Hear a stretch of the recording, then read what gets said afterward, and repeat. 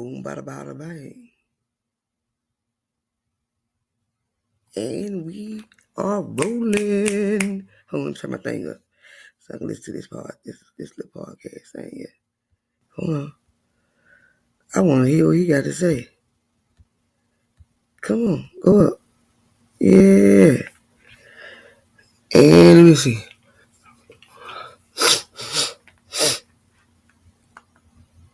Wait a minute, though. Hold on.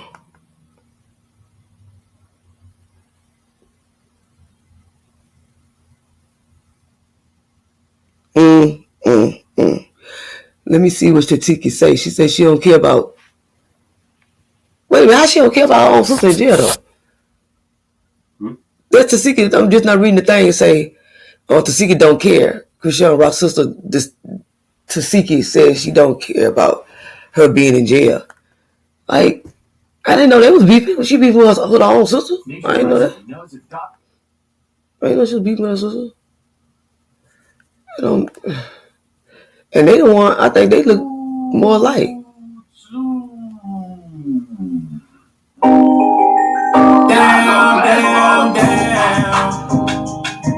Yeah. Down. Yeah, okay.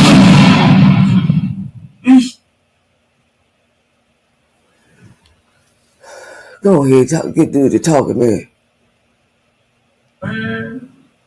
Hey, if there's anything y'all want to know about your boy Kobe, just check down below in the description. Yeah. I got all my social media links down below.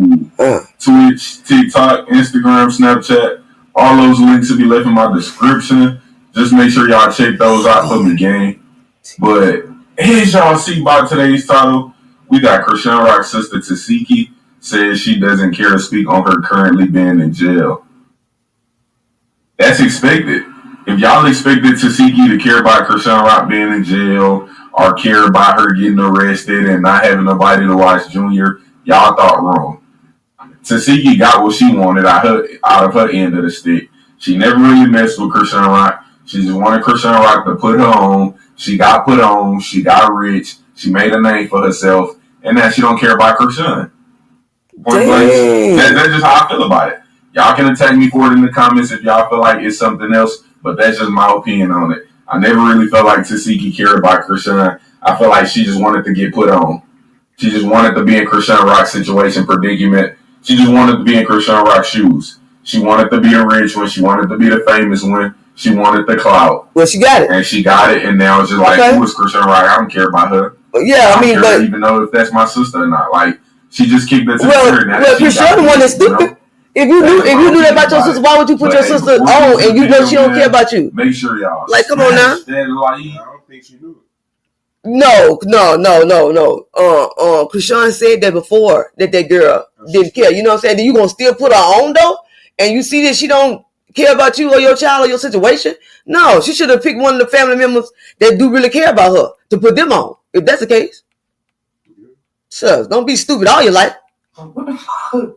Why are they so upset with that asking those questions? Y'all think I don't see him? I see him, but I ignore him. I don't really care to talk about it. What you want me to say?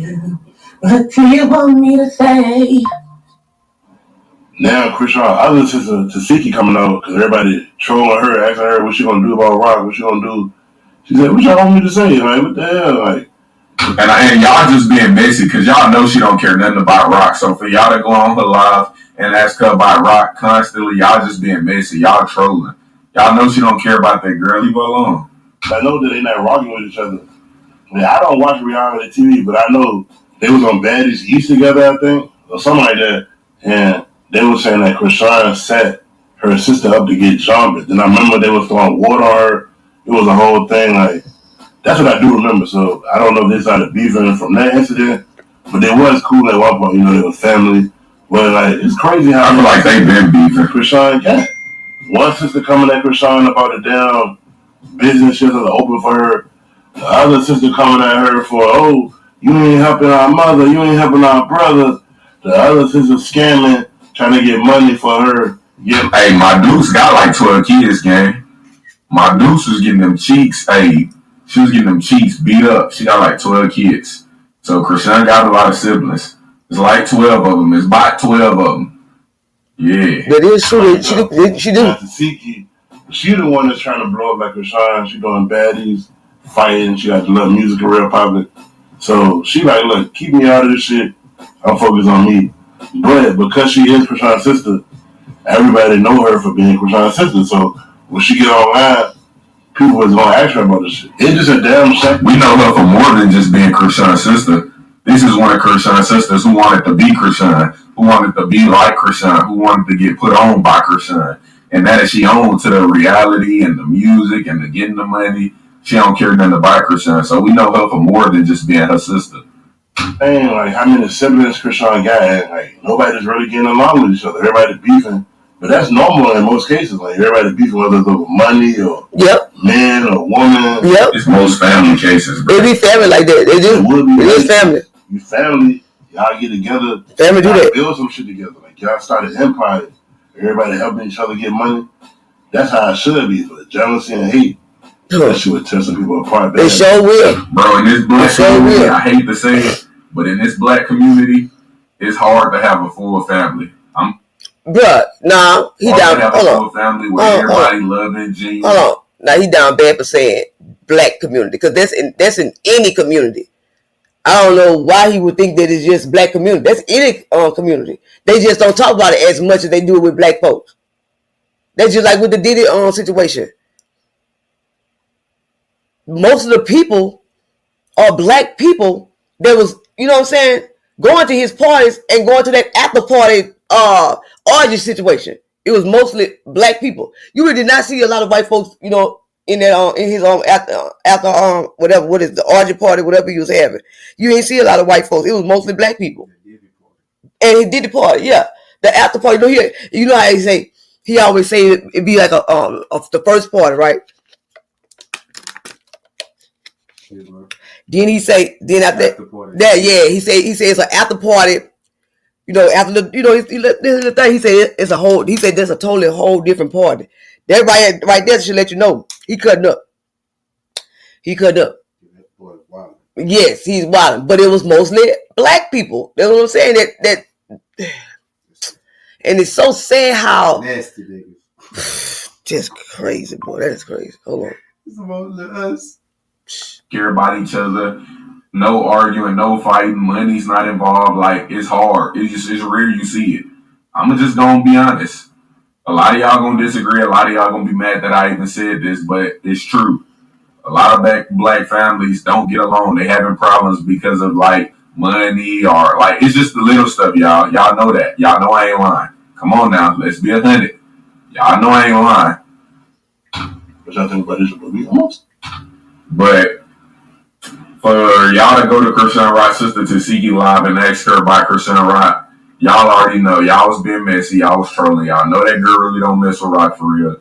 Y'all know they don't vibe with each other. Y'all know they on two different, you feel me? They don't really converse. They don't see eye to eye really. So for y'all to be doing that, y'all was just being messy. And for Tasiki to say she don't care to speak on it, why would she care to speak on it? She don't mess with Rock. Like, that was expected. So nothing was said wrong. Nothing here was said that I didn't expect. Like, nothing here is same old Krishan, same old Tasiki drama. You feel me? If she would have cared, she would have been spoke out to say something about it. Come on now. So y'all stop being messy. Y'all stop running to Tasiki asking her about Krishan Rock knowing that she don't care. That's just my opinion on it. But y'all let me know how y'all feel about this video. Y'all let me know how y'all feel about Krishan Rock's sister Tasiki saying she don't care to speak on her currently being in jail. How y'all feel about that? Let me know in the comments. But we finna wrap this video up, man. I hope y'all enjoyed this video. Make sure y'all smash that like. And if y'all new to the channel, man, make sure y'all hit that subscribe. And don't forget to turn on post notifications. Probably wasn't in a plan, that's exactly why I succeed. Say your grace and say, man, I'm about to beat your energy. Okay. Turn up for the motherfucker. This gatekeeper, where that gatekeeper at? Where the gatekeeper at? Where the gatekeeper at?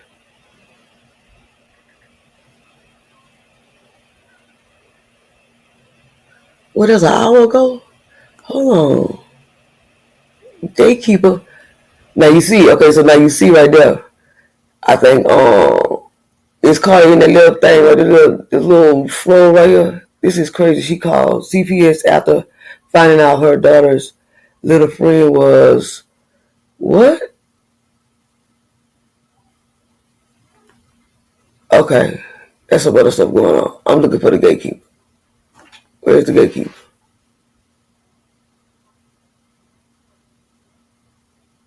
What? Who is? Oh no. These people is really tripping though. Oh my God. They gonna expose her to her baby. See? Now one of the sisters, look, try to do a GoFundMe now, to try to get the lawyer fee. Really?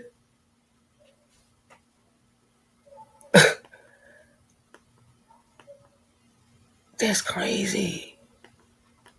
They gonna expose her to her. Let's go, gatekeepers. Where y'all at?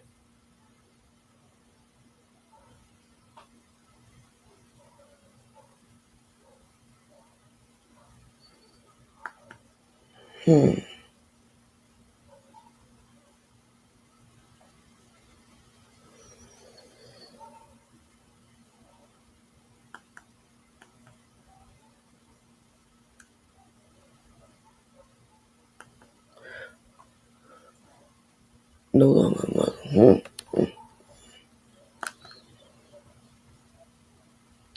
If you're thinking of selling your home, I don't want that in there.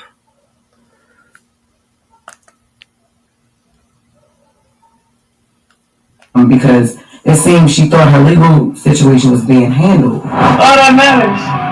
So, I don't give a, you know what I'm saying? I really don't give. In a jaw-dropping turn of events, rapper Chrisean Rock's 9-month-old son has been seized by authorities following her dramatic arrest, exposing a deeply troubling situation. As Chrisean, the mother of Blueface's child, was taken into custody, shocking revelations emerged about the child's health. Police found the infant in such a dire state that guardianship services stepped in, revealing the child's severe disabilities allegedly due to Chrisean's substance use during pregnancy. The scandal has intensified as it surfaces that Chrisean may lose parental rights.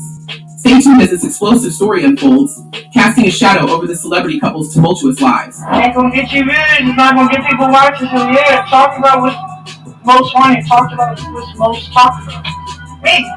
So as Chrisean Rock faced a series of legal hurdles, her recent arrest at the San Fernando Valley Courthouse has only added fuel to the already blazing fire of controversy. The rapper, who was there to support her partner Blueface during his court hearing for the October 2022 shooting incident, found herself in handcuffs as soon as she entered the courthouse. Photos obtained by TMZ show Chrisean being escorted by police, a scene that has since gone viral and sparked widespread discussion. What happened, Christine? I don't even know Christine. They didn't even say Christine.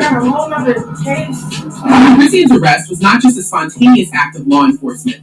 Sources confirmed that the Los Angeles Police Department had been tipped off about her appearance and had planned the arrest in advance. 5 officers were reportedly waiting for her when she arrived, underscoring the seriousness of the charges she faces. Okay, so Chrisean got arrested. Chrisean Rock showed up to court Monday to support Blueface, but ended up being arrested on her own charges while she was there. How you go to her? Chrisean is wanted in Oklahoma on multiple counts, including possession of marijuana with intent to distribute and possession of a controlled dangerous substance, charges dating back to 2022. Her attempt to evade these charges by remaining in California has now led to her being held without bail. The arrest has not only brought Chrisean's legal troubles into the spotlight, but has also highlighted the precarious situation of her 9-month-old son, Chrisean Malone Jr. According to reports, the baby was with her at the time of her arrest. As officers detained Chrisean, her son was taken into custody by Child Protective Services. The child's condition was described as dire, with allegations surfacing about severe disabilities possibly linked to Chrisean's alleged substance abuse during pregnancy. These allegations have intensified the scrutiny on Chrisean's capability as a mother and could potentially lead to her losing her rights. Give me that the action of it. Okay. My son A police source revealed to TMZ that the infant was in such poor condition that immediate medical attention was required. The child was found in a terrible state, the source stated, adding, "There are concerns about his well-being and whether Christian is fit to care for him." The revelation has stirred public outrage and concern, with many questioning how such a situation could have been overlooked until now. Adding another layer to the unfolding drama is Blueface's mother, Carlissa Saffold. Despite her strained relationship with Christian, Saffold has expressed deep concern for her grandson's welfare. In a desperate plea, she has turned to social media, calling on high-profile figures like Kim Kardashian to intervene. Kardashian, known for her efforts in criminal justice reform, has yet to respond, but Saffold's plea highlights the desperation and urgency felt by the family. Kim Kardashian, can you please get my grandson's parents out of jail, Saffold wrote on Instagram, a cry for help that underscores the chaotic and tragic nature of the situation. With both parents now incarcerated, the future of Chrissy and JR hangs in the balance. Got my baby in the goddamn grocery store with the goddamn shit folded over, and he doing a back bend like he in the goddamn gymnastics already. Meanwhile, Blueface remains in custody, facing his own legal battles. His court hearing, which Chrissy attended, is just another chapter in the couple's tumultuous story. Blueface's ex, Jaden Alexis, who was also present at the courthouse, has not commented on the situation, but her presence adds another layer of complexity to the already tangled web of relationships and legal issues. Chrissy's arrest has not gone unnoticed by the public. Social media is abuzz with reactions, many expressing shock and dismay at the turn of events. An ex-user commented, "I know you're lying. Chrissy and Rock thought it would be a good idea to show up for Blueface's latest court appearance and ended up getting locked up herself for an active warrant that she knew about." As the drama unfolds, questions remain about the future of Chrissy and her son. Will she face the full brunt of the law, or will her celebrity status and public support offer some reprieve? How will Blueface's ongoing legal issues affect their family dynamic? And most importantly, what will happen to Chrissy and JR, the innocent victim caught in the crossfire of his parents' turbulent lives? I'm gonna work on my other situations and stuff.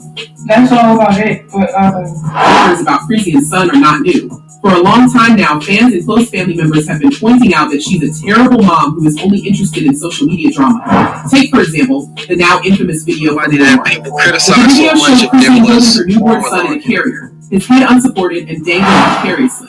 The backlash was immediate and fierce, with critics accusing her of negligence. Chrissy admitted her mistake, explaining that she was overwhelmed and struggling to manage the baby, a dog, and 2 full shopping carts. However, the damage was done, and the incident only fueled the narrative of her being an unfit mother. In another scandal, Chrissy's Instagram live session was interrupted by the eerie, cat-like cries of her son, leading to rampant speculation about his health.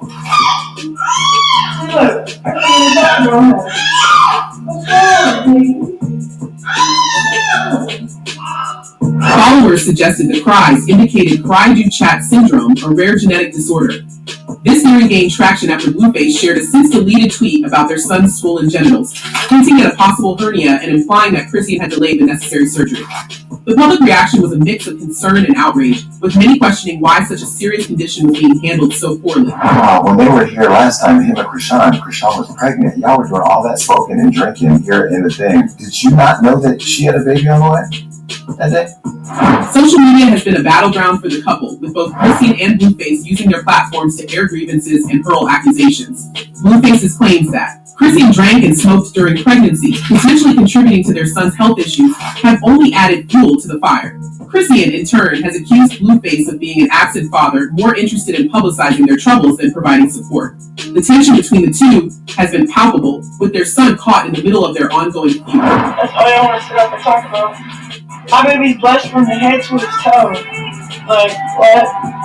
Adding to the complexity, Blueface's mother, Carlissa Saffold, has taken to social media to express her concern for her grandson. Her pleas for intervention, even calling on Kim Kardashian for help, highlight the desperation and urgency of the situation. Despite her strained relationship with Chrissy, Saffold's focus remains on the well-being of Chrissy and JR, further complicating the already tangled web of relationships. If he has all the symptoms, it's a baby. You'll never know what the symptoms. It could just be, it could be cradle cap. It could be The internet has not been kind to Christian, with many pointing to her past behavior as evidence of her unfitness as a mother. Accusations of substance abuse during pregnancy and irresponsible parenting have been levied against her, with some even suggesting that her son may suffer from FADS. Photos circulating online, comparing the baby's features to those characteristic of FADS, have only intensified the scrutiny. Christian has vehemently denied these allegations, insisting that her son is healthy and that any health concerns are exaggerated or misrepresented by her detractors. Despite the barrage of criticism, Christian has moments where she shows a softer, more nurturing side. In a recent Instagram story, she shared a tender moment cuddling with her son, captioning the photo, "My everything." This glimpse into her private life offers a stark contrast to the public persona often seen in the media, suggesting that, despite her faults, she deeply cares for her child. Because I have my son, so the old me would have just turned myself in and that what it threw is from inside to the outside of the jail. So, however, these moments are often overshadowed by the continuous drama and public disputes. The involvement of high-profile figures and the constant media coverage have turned Christian and Blueface's personal issues into a public spectacle. With both parents facing legal troubles and the welfare of their son in question, the situation remains precarious.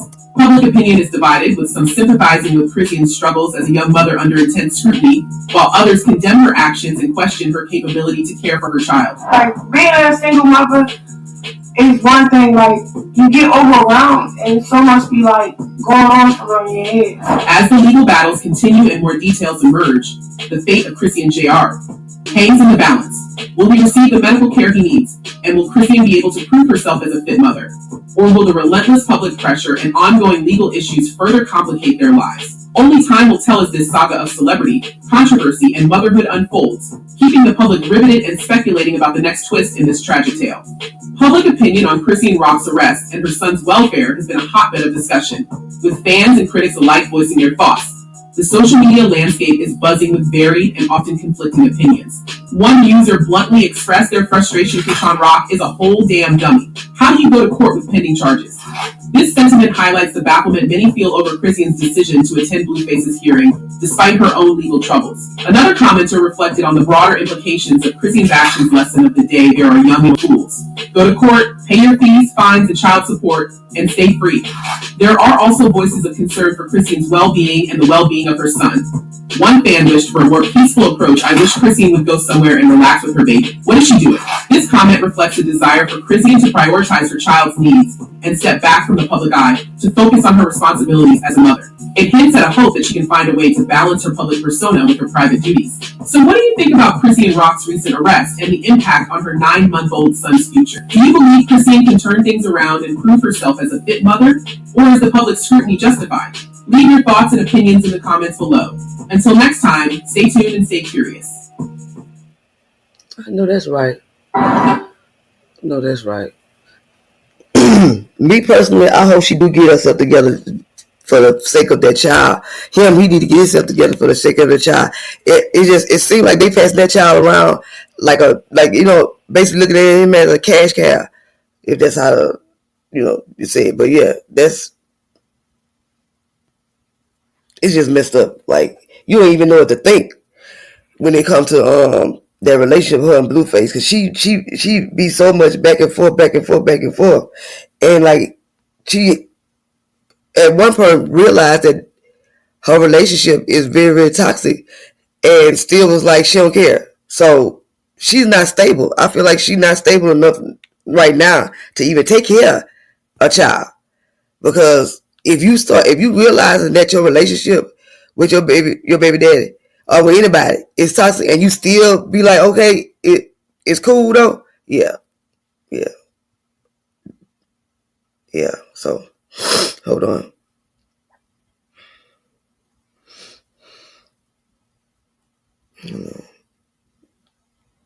I need to go to the.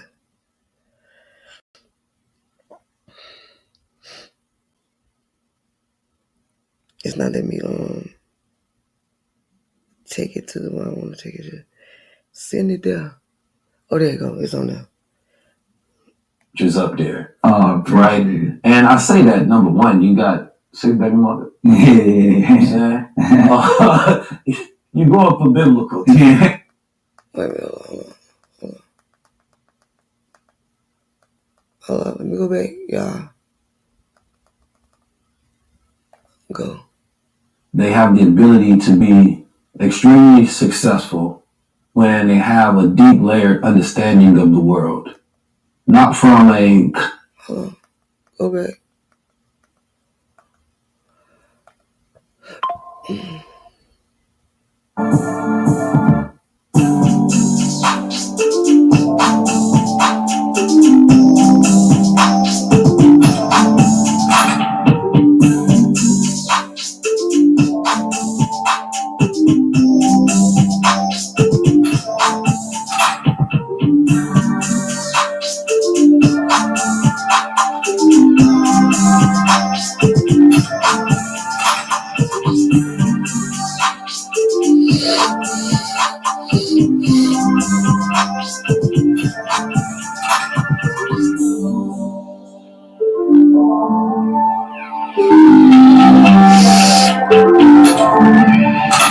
We live in a world where there are certain people who I believe represent different archetypes, right? And they have the ability to be extremely successful when they have a deep layered understanding of the world. Not from a constant shoving in your face external way, but they have an understanding of how the world works. And therefore they're able to move in the world, right? With a layer of awareness about what they do, how they're perceived, and they're able to see outside of themselves so that as they move, they're both the operator and the character. And when you start to build and play with life in that capacity, because I believe life is to be played, whether you're doing it in a revolutionary way, whether you're doing it in extremist, whether you're doing it for fun, or whatever it may be, it's still a game. And a game in the sense that it is a simulated reality. It's a universe. It's a matrix that we live in. It's a society. There's a certain order. There are certain laws. And you are a certain character with a certain energy signature. And the deeper layer that you can get to understanding yourself and the self-awareness that you have, you can move and operate through this reality, almost doing anything that you want to. But you do have to understand the laws in order to operate. Today, I believe we have somebody who understands the laws. And I believe that he is a revolutionary in his own right. And a lot of times when we think revolutionary, you may go to Malcolm X, Che Guevara, right? You may go to what are known as our counter revolutionaries, these standards. But there are other ways to where people push the envelope, right? And they're constantly moving throughout the world, creating impact and change. And it's not so much just with the words, it's way more with the action. Right? When you want to create change, I believe everybody starts from a very innocent place, right? When you get aware of things, you get angry, right? And that anger takes those insights and it puts us into action. But it's not always the most effective way to go about things. So when you think about effective change, you usually have to zone out. You have to zoom all the way out and you have to see things from a higher level, right? And that means that people on the ground may not even understand the moves you're making. Right? And they may want you to make a move, but you already understand that that's checkers and not chess, especially in a world that's ran by monopolies. Nick Cannon I've seen you since I was a child, of course. And I've seen you do movies, right? I've seen you battle what's arguably the greatest white rapper alive. For sure. Create media, create culture, create moments, put people on, right? Establish a show essential to how high-level conversations is. Utilizing your influence, your access, your impact, showcasing brotherhood. You've moved in all the different spaces. You've been counseled, right? You uncounseled yourself. You're counseling. And I believe that you have existed in full life as a Black man. Right? As far as like a picture of Black men in modern day, you got to be one of them pictures up there. Right? And I say that, number one, you got six baby mother. Yeah. You're going for biblical. The book of Cannon is getting real biblical in this era. But you have been somebody that has surprised us. You have showed up in one way, and then you have reinvented yourself in many different times. And it seems that you just have an ability to flow, right? Regardless of the box that people see you in, you have a mind and you decide what your reality is, and then you let the world decide whether they agree with it or not, but you're going to continue to go what you consider to be your way, right? And I want to get into that a bit. Number one, being in this world, right, where there's good, there's bad, there's ugly, there's light, and there's dark. I want to start with the dark, right? Because when you are able to fully understand the dark, that's when I believe you can actually create more light. But most people don't understand the dark, and they only try to understand the light. So when dark times come, or when the shadow within themselves come, when those dark traits arise, they don't have power over. Right? So I want to first talk with you growing up as a childhood star, right? Being seen as a star, being seen as a light, right? But then also having to cope with your darkness that may be different than what the perceived light is. What was your first interaction with your own darkness? Oh, that's a good question. Such a distinguished introduction as well. I appreciate it. But to jump right into it, man, I believe, especially when dealing with the arts, but in life in general, darkness is a necessity. Because, as we all know, it's about a balance, equanimity in our existence. So to act like it doesn't exist would just, you're not living in any sense of reality. So I came up like how we all came up. You know what I mean? There was no silver spoons. You know what I mean? I never like to, especially amongst our own people, I never like to, talk about how rough it was, because it's like that for all of us. We all know what the existence is. From government housing to this, we all had a level of disenfranchisement that we all came up with, and we all are now, even this generation is excelling beyond it. That we're not allowing that to keep us down. So I leaned into, like, obviously the arts and all of that to escape poverty. But I mean, if we're talking about the darkness, I'm even at those ages, I've seen it all. Everything from gang violence to hitting close to home, losing family members, losing friends, being in shootouts. We come from the 90s culture where a drive-by shooting was normal. That was that on the way to school and the way back home. Like, you're gonna see one at least once a month, at least. You know what I mean? Like, sometimes it's more than that, and just knowing how to navigate through that. And growing up as an 80s baby, moving around in the 90s, there was this layer of armor that we put on of attempting to look the part, attempting so you didn't get caught off guard. You know what I mean? So I explored the wanting to be a gang member. At times, I have such an interesting dichotomy of being raised. My dad was a former gang member who changed his life and started his own ministry and moved to North Carolina, while I stayed in Southern California and Southeast San Diego. And my mother's husband, my stepfather, was one of the biggest D-boys in the city. So I had, I mean? So I was like, I want to write that book and do it instead of Rich Dad, Poor Dad, and gangster dad and, preacher dad type of vibe. So, but I saw it all, but I remember, watching fiends come to the door. You know what I mean? I'll never forget being like 8 years old and watching Fiend came to the door with like literally a bag of change, like coins, and to watch how that person was just so down, and the spirit was so dark and heavy, and to watch how even the time he was literally in a crack house, and just watching how they degraded and just really beat him with the bag of money. You know what I mean? Bag of coins. And like, we will take coins and like just did. I was like, I never seen somebody disrespected. And I was up.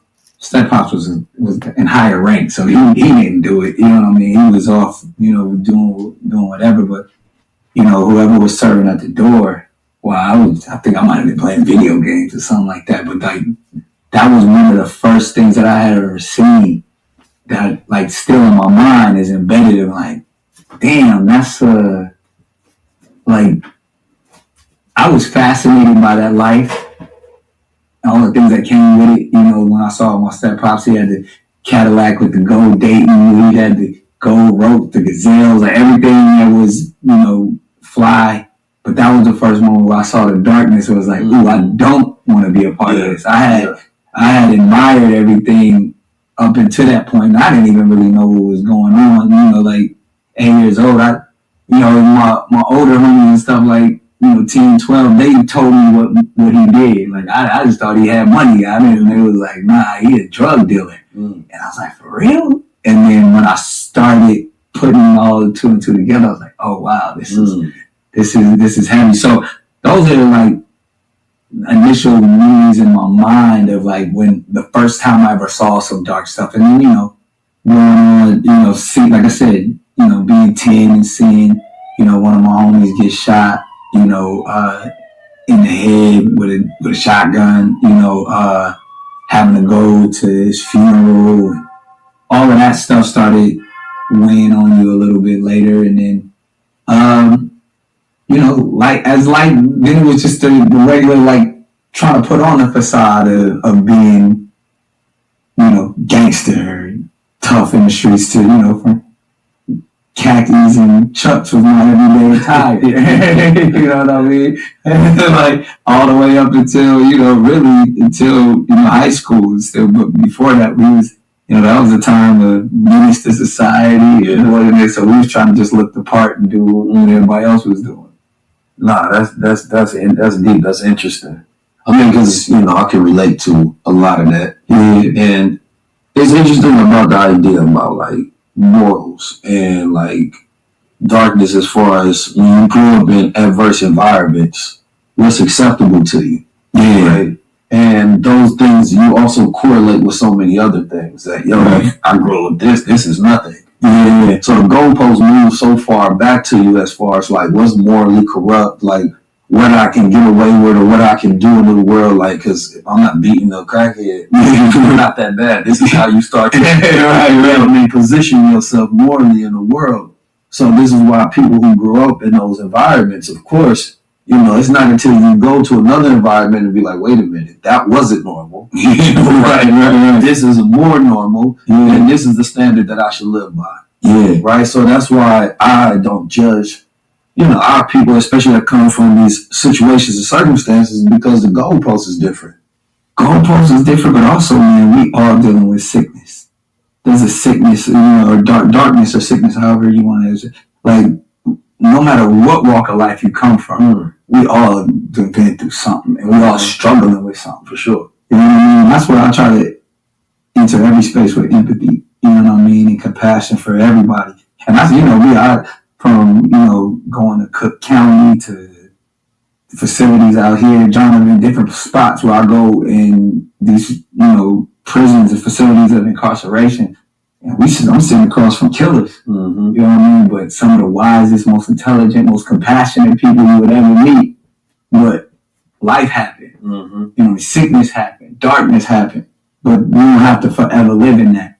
So I think I have a different level of empathy as well, to where I try not to judge, because you and I could have easily been one of them cats inside. 100%. You know what I mean? We've all come up in these, like you said, if the goalpost is constantly moving, our mind has expanded just so much more. But at one point we had that narrow scope as well, and it was just survival. Right. You know what I mean? We were just like, we was doing everything that everybody else that's behind them bars was doing for mere survival. I think trauma changes your needs. You know what I mean? That we have, you know, everybody has primary needs. Right. You know what I mean?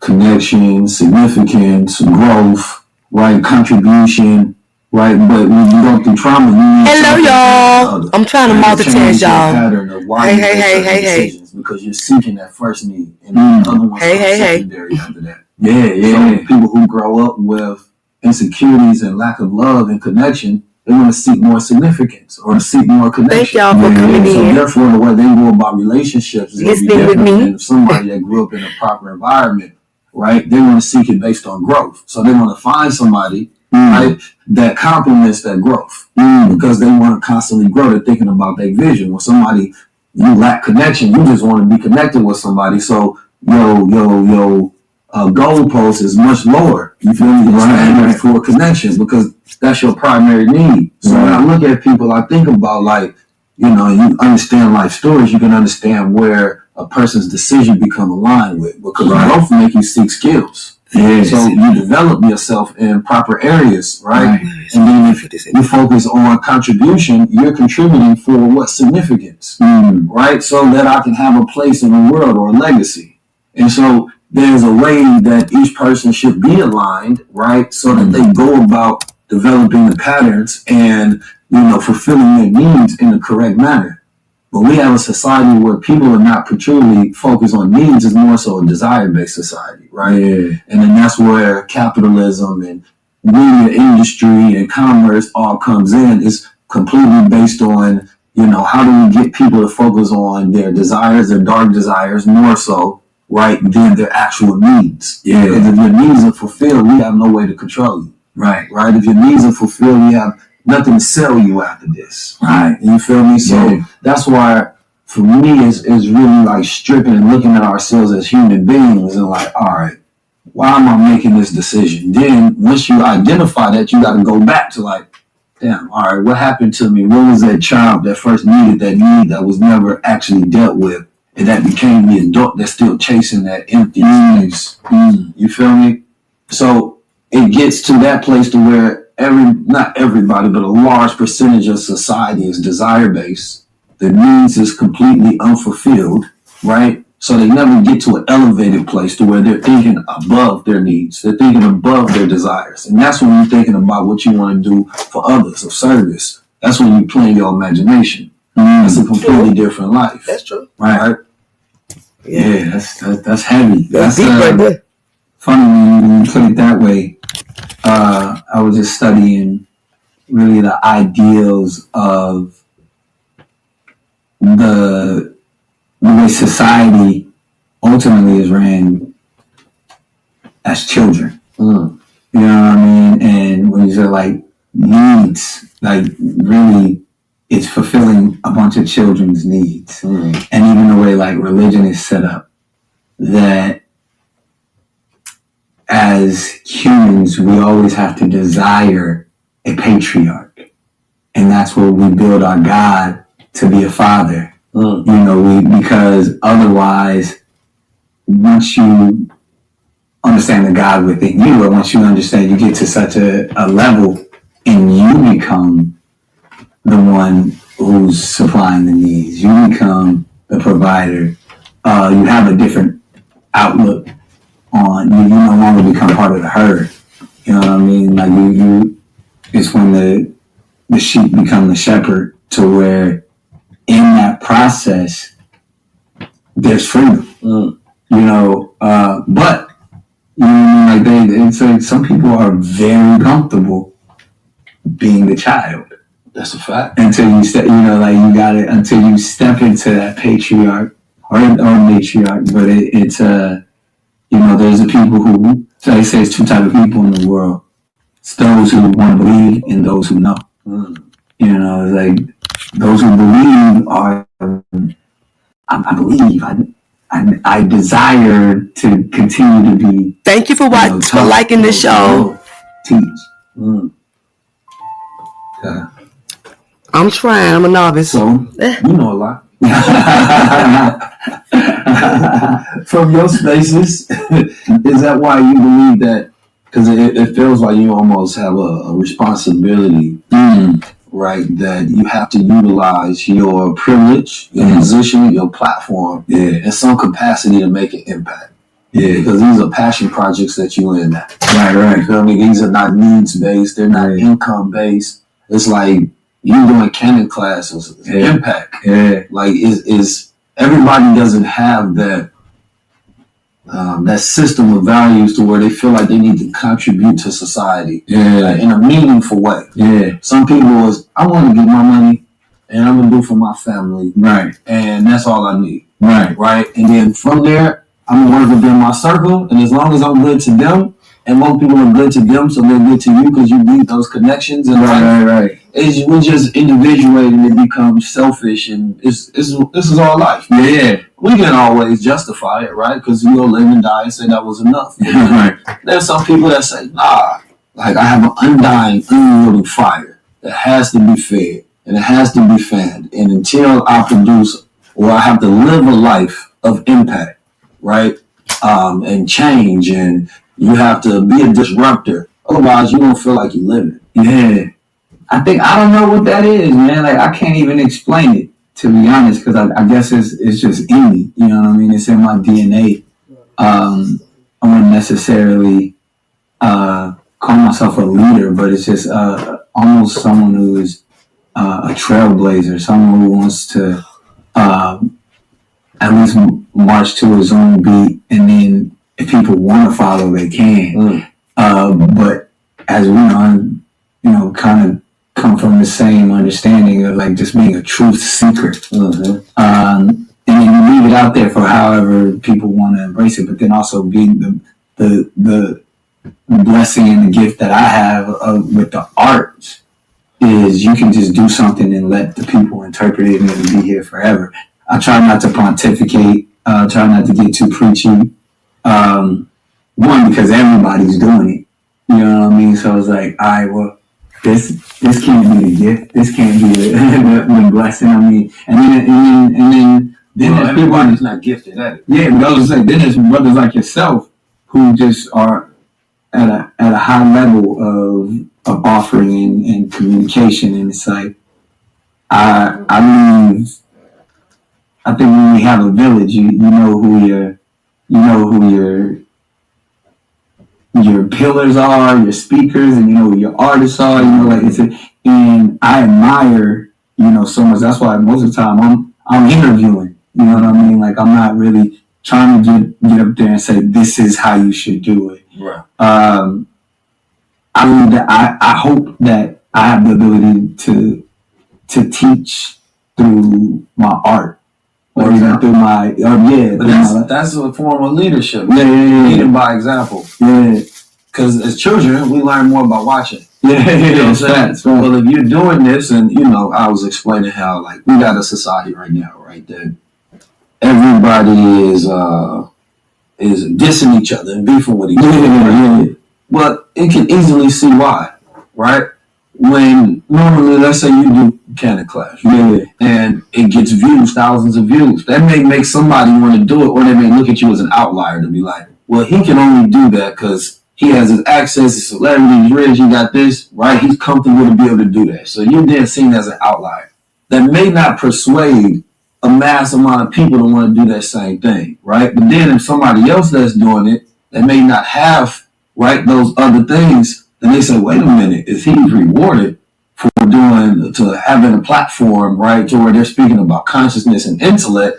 Well, let me copy that same thing, because human beings are prone based on reward or punishment, right? It's very easy. We watch things and be like, oh, I want that same stimulus. I want to do that. Right. So when we did see, let's say, somebody like Shannon Sharp and Callaway, it's the highest viewed interview, right, of all time on YouTube. So always, anytime there's a world event, and that's considered a world event, it changes the world. Yeah. Because it now influences people, because people say, wait a minute, if he was rewarded for, right, going on that platform and going at people, then I'm going to be rewarded. So then it ushers in this paradigm where everybody's going at each other, right, because they want that same reward. And I use that shrinking the frequency. Yeah. And it's almost like a tug of war. You feel me? To see like what is going to be the primary influence for the people. You're rewarded by doing this, or you're rewarded by doing that, or you're punished from doing this, or you're punished from doing that. Yeah. You feel me? And then that controls, of course, a younger generation where they don't have that much defensive consciousness to like filter things to make a decision that's not based on the influences of the world, but based on it actually being connected to their gifts, skills, talent, and purpose. Yeah. You feel me? So when you do your Canon class or you do your council culture, it's a good influence. Right? And good influence to me is good leadership. Right? And so right now we got to be careful because there's being so many beefs, there being so many wars, right? A lot of it is just distraction, right? But it even now trickles down to the streets to where cats in the streets will be like, man, I ain't about to be gossip, my mother, man, that shit ain't making me no money. But now it's making you money. so now it changes the behavior to where gossiping is profitable, right? And like these toxic things are now profitable and it becomes a business. And America is full of capitalists. So we think based on commerce, so now that decision makes sense to them because the logic is now there. Why would I share this story? Why would I do this? Why would I do that? So this is where you see like media has such a powerful influence to change and direct, right, where society goes. Right? You've been in media for a very long time. And, you know, I'm just getting into it and I want to, and I really understand. Killing it though, you killing it. You know, it's a long road. We working, we students of the game, you feel me? But first I want to get your take on where black media is today, right? And the business of it, the power of it, right? Mr. Farrakhan had a great lecture on the power of attitude, and he was explaining how, you know, our attitude towards things controls our disposition or position towards things. Somebody tell me something about you before I meet, I might have an attitude when I meet you, right? A disposition towards you that didn't come from me, right? But it was instilled by somebody else. And he was explaining how that attitude constructs our beliefs, right? And so when we think about leadership, right, we think about family, we think about media, we think about building our own thing, we have a negative attitude towards it. But where that negative attitude comes from, if we don't have, like you talked about, you know, the hood movies that you watch when you're younger, you feel me, them wasn't portraying a positive attitude and instilling an attitude that, yo, we can do it, right? The media stripped all of the positive black family images, so now the attitude towards family, and that's just not even just in the black community. Now it's societal. You feel me? Now the attitude towards family is low. Like it's not a positive one. So now it changes that behavior. So I want to get into like what should be our role in media to inform our attitude, because without that, we can't even project a future. Not one that we would like want to raise children in. I want to zoom out for a second. Because you said a lot of powerful stuff, but I think it all probably resonates in that space of, you know, some of the laws of the universe, where low frequency is so easy to flow in.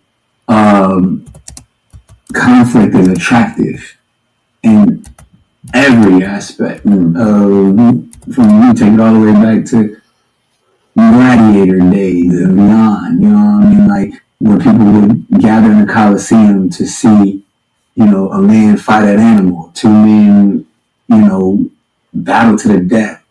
And we're drawn to that. Now, to elevate, you know, is never easy, you know what I mean? Because the masses are in a lower frequency. You know what I mean? And that's what keeps that frequency moving. You know, as you know, I'm not telling you nothing you don't already. I'm listening. I'm a student here. I know everything. You know, no, I want to say before, hold that thought. Because I think that's the thing. I think my misconception that people have about me is I don't need no help, and I do. I need great wisdom. I need learning. But it's been that way kind of like my whole life. People be like, I don't need to tell him that he got it. Like, no. But the fellowship is the fellowship. Reminding one another, and it's two, you know, iron sharpens iron. So when it's two elevated individuals together, it's like there's a shorthand, but you know, as even everybody's consuming this, you know, we want to be able to make it plain for them, so they can understand, overstand, and understand. But to that idea of media, as I call it. This is the mark of a fighter.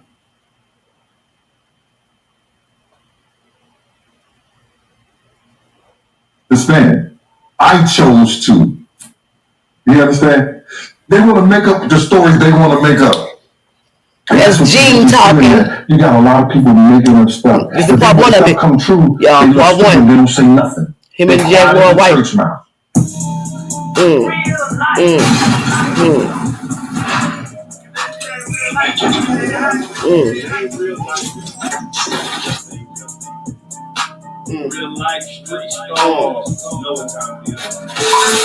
Hey, this is Gene Deal. If you want to know what the streets are like, you got to follow the real life street star, because they're going to put you right in the streets. This is Gene Deal. Follow him up. See him on Instagram, Let's go. Facebook, and all other platforms. Do your thing. Let's go. Everybody start clapping right now. We got Gene Deal in the building. What's going on, brother? How y'all doing, man? I'm glad y'all having me. I appreciate y'all bringing me to y'all beautiful city. Man, you real. That couch is real small on you, brother. I mean, 327 pounds. Massive. Yeah. Man, you know, you have a legendary story, man. You've been through a lot. You've seen a lot.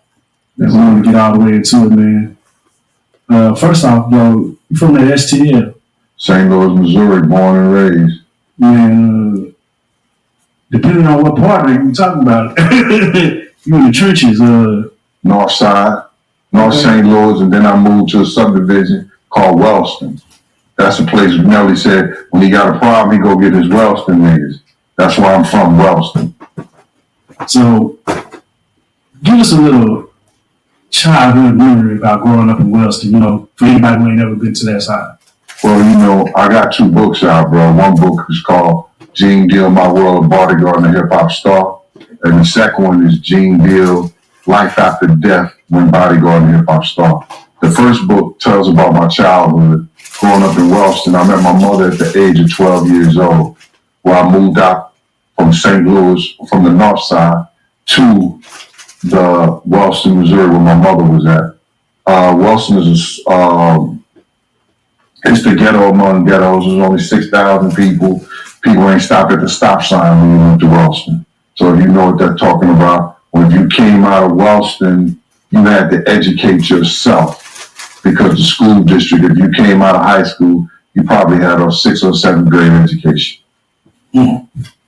So let me ask you, for those that, you know, some people know your story, and they see on this couch, so they know what we're about to get into. As a curiosity, for those who don't know, your profession was a bodyguard. Not at all. Okay, go ahead, please. My profession was I was professionally a New York State parole officer, where I worked for 27 years. You understand? My second profession was an investigator for Elite Investigation, where I ran the investigations of housing projects in the city. Lambert Housing, Taino Towers, Eastchester Manor, some of the roughest housing projects in the city and the Bronx. My third profession, which wasn't like what you might say a bodyguard, I started what you call, with some other guys, ASAP Ferg Father, Mike Cock, myself, we started what we call the Same Gang.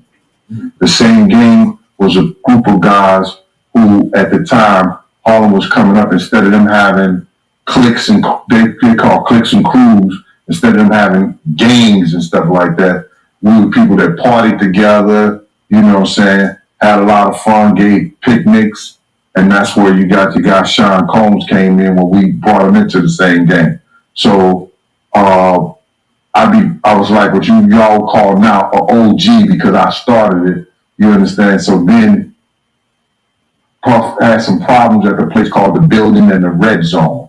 Red Zone and the Building was parties that he was doing. The Building was the Unsigned Hype. If you ever seen Juice and the guy was doing the turntables and stuff like that, I think it was Omar Epps or something like that. I think it was Omar. Right, that was the Building. That's where they was giving the parties there, where you had leaders of the new school, Queen Latifah, different groups coming there showing their talent, Naughty by Natures and all like that. They would show their talent there. So Puff was having problems there, and D. Ferg, one of the leaders of the Same Gang, which is ASAP Ferg Father, say, yo, Gene, Puff need some help, man. He need to get that money home at night and everything like that, to Kirk Burrows and stuff like that. So why don't you go help him out? I said, I ain't got no problem with that. So I put him up on my wing, so I started helping him out, by, making sure when the end of the party and stuff like that, get in the car, bring him uptown.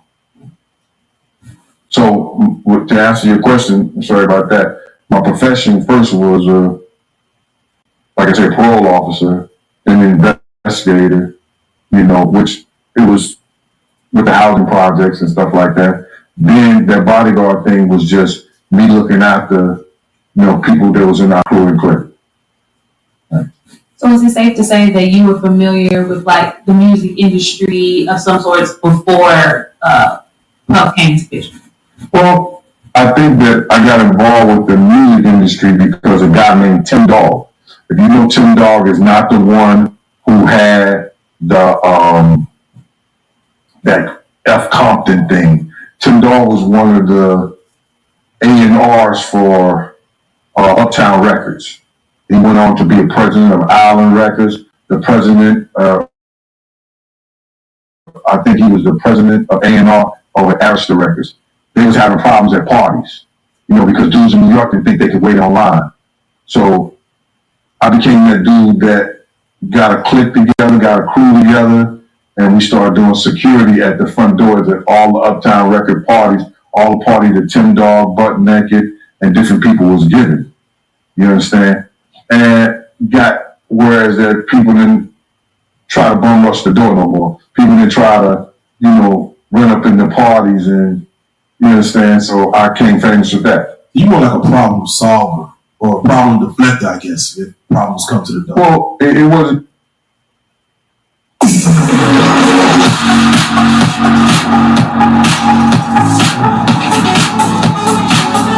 Get 3.9% APR plus $1,000 on the 20. As me, it was my team. The whole team is. The team was like, I hired 4 officers. I'm multitasking on this mug. And I hired about 8 dudes from the streets. Hey, y'all. I'm multitasking. I'm not ignoring anyone. If you want to come up and talk, we can do that. I invite you up to talk. When you put together a team, what do you? I'm waiting for Jaguar to come on with Gene. Well, if you hang with us, you good for it. Point blank. We didn't look for guys outside our crew. So wait, I want to say one thing though. With all the information that Gene knew and Jaguar Wright knew, why nobody never was arrested with all that stuff? Especially when Gene was talking about Diddy was supposed to be pimping out teenage girls, and he said that he felt some type of way about. Gene said he felt some type of way about that, and walked away. But I'm like, you still was his bodyguard, after even knowing all that. I just feel like I don't know, that's why I kind of fought Gene too in a way, because he could have reported that, especially about the underage girls, if that really did happen. I'm just saying he should be held accountable as well. When you were at these parties and making sure things were going to certain situations, were there any younger cats that we might recognize today that would ever try to act like they were better than, or try to force their way or push their way past y'all? That came in the later days, man. That came when dudes would have like 20 or 30 guys with them because they were scared. Oh, you understand? But you got to realize when you have certain people that was out there with me, you had Slick, Tima. These guys are known in the street. They the godfather of some of the biggest gangsters that you heard of. Alpo, Lou Sims. You understand? They respected them. So now when I got them working and they part of the team and they running the security like that, ain't nobody gonna try nothing, bro. So, man, let's get right to it then. To be what you were doing in your team, y'all had to have seen some evil shit, like some pretty fucked up shit coming from niggas with money, I'm assuming. Well, you see that from niggas who don't have money also. Right. You know what I'm saying? So you see a lot of shit. It is what it is. So, I have to ask you then, because sometimes when you see like let's say a Puff, you might have a manager who might be an enabler, like to help him get to her, like R. Kelly, whoever. And you have the bodyguards or security unit who might allow some things to take place. Might see it and just, hey, we're gonna just allow because, you know, hey, it's the essence. What was your mentality when it comes to the enablers or the people that allow, or just what, you know, how did you approach a situation that you're like, I don't know about that? I don't know what you mean by that question. That was such a broad and asinine ass question that it's hard to answer something like that. Let me be more direct. Be direct, bro. Let me be more direct. Yeah.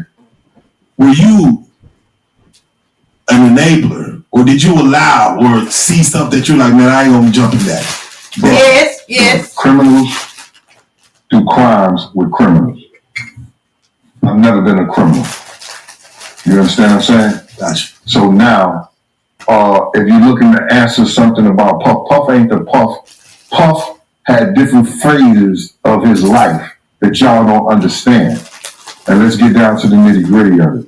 You understand? First you got Puff Daddy, who had Daddy's house and the parties and things like that.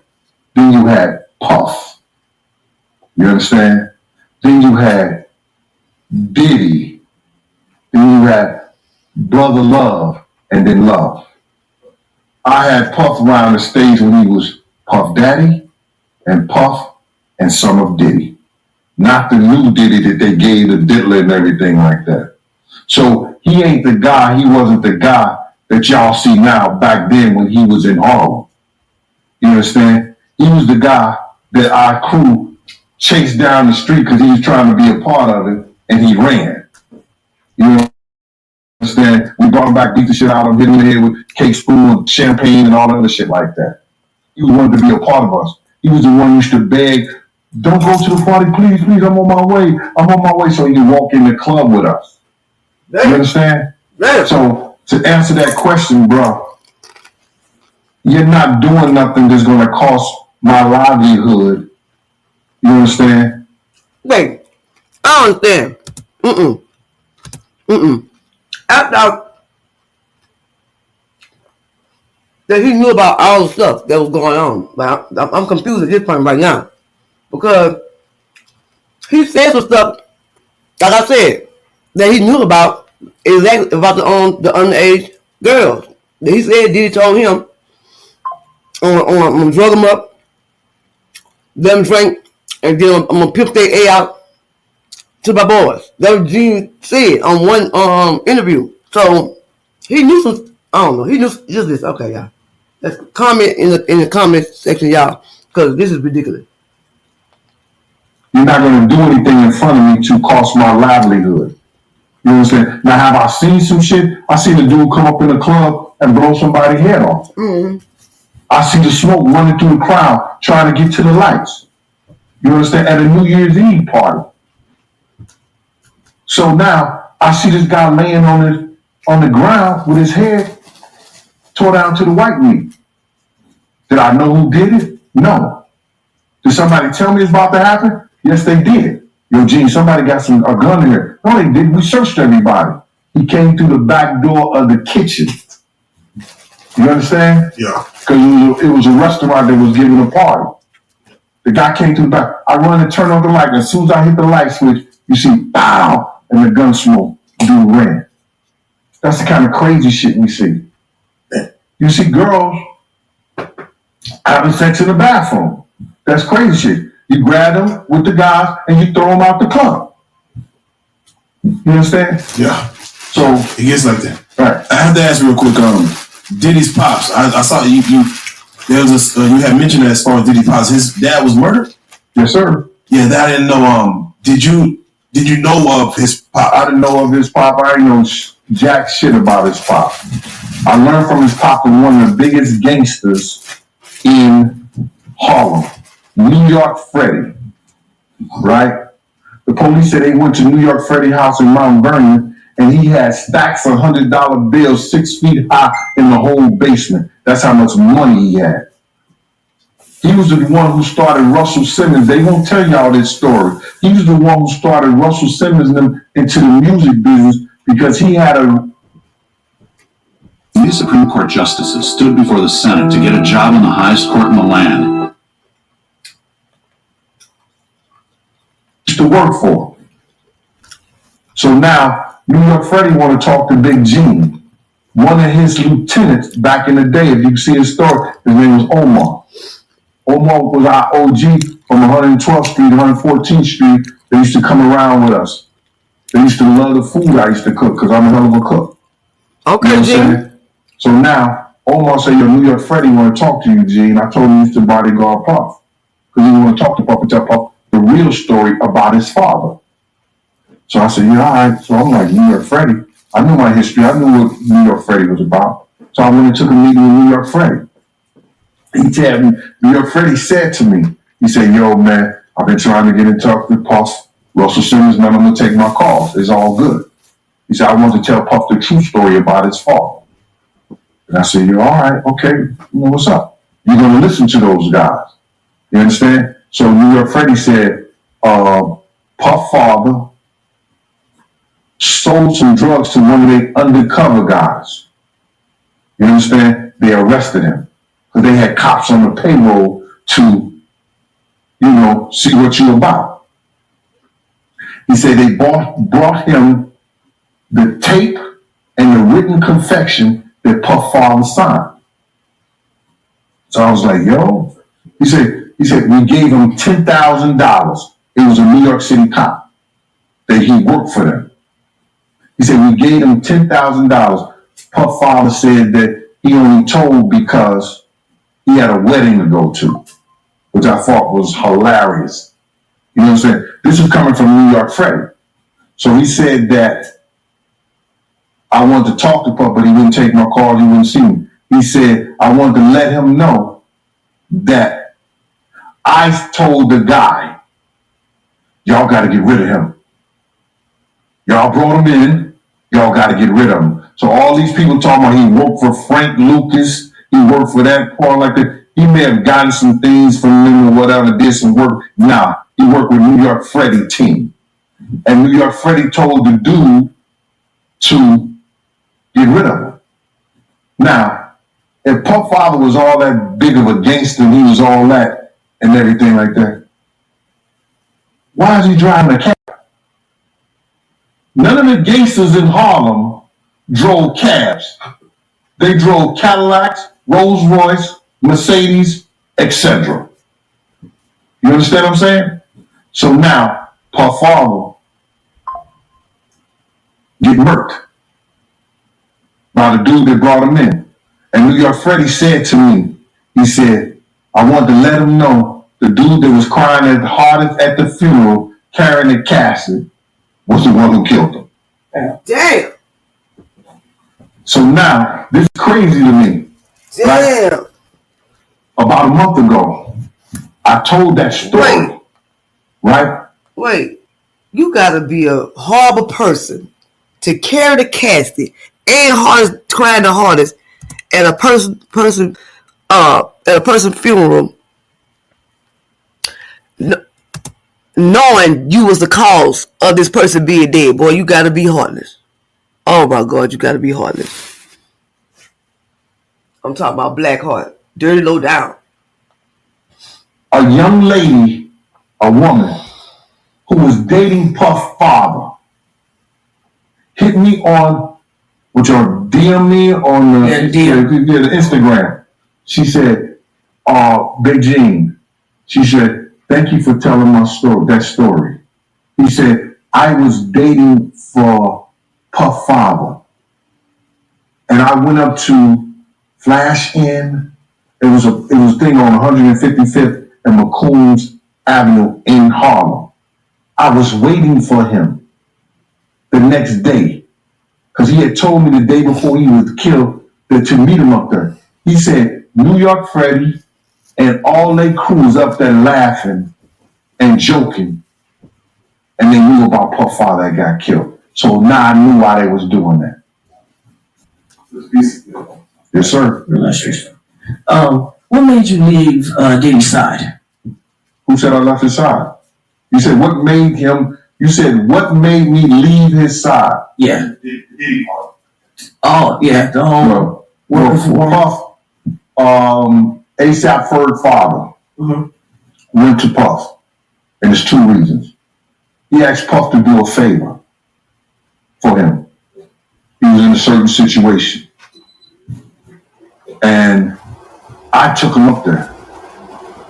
I had $10,000 of Puff money in my pocket because we had left North Carolina and he was going somewhere and he didn't want to take the money with him.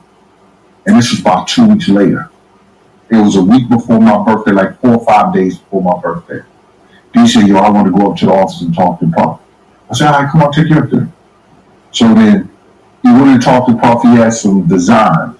He was one of the best designers in Harlem.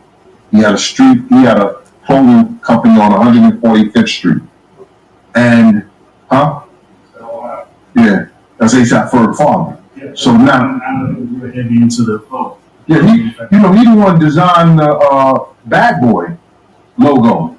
Yeah, and he designed the old Uptown Record logo too. You know what I'm saying? So this guy was incredible. The people used to come and steal his designs and mass produce it. He was the one who put all the things. You see the patches and stuff on the jacket, on the arms and stuff. He designed that. He was the one who started the painting of the sneakers. Nah, somebody stole his shit and did all like that. He was the one who started. He was the one who was putting Gucci, Louis Vuitton on the cartoon characters and selling the shirts. That was ASAP Ferg father. So now I take him up to Puff. He got all these designs. He say, Puff, I need this money, man. You know what I'm saying? I ain't gonna tell you the situation, but I'm gonna let you know some street shit. Now this is the dude when Puff lost his job at Uptown Records and he couldn't pay his car note. He couldn't pay his rent. He got $3,000 from Mike Kopp. You know what I'm saying? And the dude, man, they call him Mike Set. Did you know Cheez-It made extra toasty? I did. You know what I'm saying? But he was known as Mike Kopp back in the day. He got $3,000 from Mike Kopp. D. Ferg gave him money. This new Puff was talking about committing suicide. I said, well, let him. You know what I'm saying? Nigga getting that weak? Let him. You understand? So then now, he gave this dude a lot of money. Because he was collecting money from the same gang dudes. To make sure Puff could pay his rent, pay his car note, and survive. Until he got with the butt naked guys, you know, Corey, Wolf, and L. There was a crew called Butt Naked. You know what I'm saying? He got with them. They gay parties, bro. Yeah, I'm just, bro. I'm not tripping on. You know, we have some crazy names back here. Like they'd be like in Dallas, it'd be like Smash Head and Pumpkin Boy. The names that like old school or OGs used to have back in the day just. Yeah, it was Butt Naked, and they logo a booty ain't a booty unless it's butt naked. Yeah. All right, nah, for real. So now he got money, gave Puff and everything like that. He would have to ask Puff for leaving money like that. Now I could have just gave him that money I had in my pocket because Puff had completely all about it, forgot all about it. Never asked me the 2 weeks he was back in town, nothing like that. Because I only had Puff on weekends, Friday, Saturday, and Sunday. When I get off work on Friday, you understand, they'll call me, yo, Gene, you got Puff? Yeah, I got him. You understand? Saturdays and Sunday, I have them all day. You understand? Those was my days. So now, D asked him for the money. Puff said, I don't think I could do it. So D left out the office. I said, D, wait here for me outside. I said, you ain't gonna give D that money, dog? He was like, nah. He said, Gene, I can't do it. I can't do it right now. I said, well, here go your 10,000 that you get. He said, 10,000? I said, yeah, you gave it to me 2 weeks ago, nigga. Here, gave it to him. He said, you tell D about that? I said, no, that ain't none of his business. Wait, Puff was, I don't want to say broke, but struggling artist. This is when he became, he was on now. Okay. This was some time after. This was after the City College. See, I gave you the time when after City College, he lost his job. Nobody was effing with him the whole 9 yards. Then he went to that whole period where the dudes from Butt Naked, Wolf, L, and Corey, gave him the money to start a Bad Boy so he could keep Big, Craig Mack, and everything. Then he gets the deal from Clyde Davis. You understand? Now they put out Flavor in Your Ear. Yeah. Do the Big Mac commercial, that Big Mac campaign, when he put Craig Mack and Big into that box, in that Big Mac box, that a kid from his label, Mel Love, he thought of that. Puff ran with the whole campaign and the whole 9 yards. Huh? It's a check. There's a check. So now he's on. He's Puff. You know what I'm saying? So he's on. D-Ferg went to him and said, yo, my man, I need to do this, that. He said, nah. Out of all the shit D had done for him, he only gave D $1,500 for that design and promised that he was going to look out and take care of him. You understand what I'm saying? The label's known worldwide. That image. Long story short, I gave him his money. I walked out the door. D said, I ain't never ever fucking with him ever again, G. I said, yeah. Alright, so we were straight for my birthday, right? He said, yeah, we straight. I said, you alright? He said, yeah, I'm alright. He died the next day. Come on, man. Damn. On the 17th of October. My birthday, October 16th. Look, let me ask you days later. To finish your question, please. So now, I'm upset. I'm bitter. You understand? Behind this shit. We're in the office. Puff mother asked me, I'm sitting out by the office. This is Puff door. I got my chair out there. Nobody goes in his office or nothing like that, without clearing me first. So then, Puff mother asked me to go downstairs and get some food out of her car. I said, I'm not here for that. What's wrong with you? She said, all these interns and stuff like that. She said, you're the only one that don't do what I asked them to do. And I want to know why. I said, I'm not here for that, Miss Cone. You understand? She said, but if I asked you to do something, she was just going on like that. Puff came out on. Why you always messing with Gene? Why you messing with Gene? I said, I'm 38 and weighs handsome in the face. You understand? And then he said, leave Gene alone. He said, Paul, yo, I'm tired of this. Paul was the other security. So now, I just never went back. That was it. What's your relationship to, what's his name? Roger Barnes? I don't have a relationship with him. Welcome to the Wayborhood. With Wayfair, finding your style is fun. Yes, when the music stops, grab in a chair. Doesn't matter if it's your outdoor style or not. I'm sorry. Go away. This is entertainment. Let me beat the shit out of you, won't you?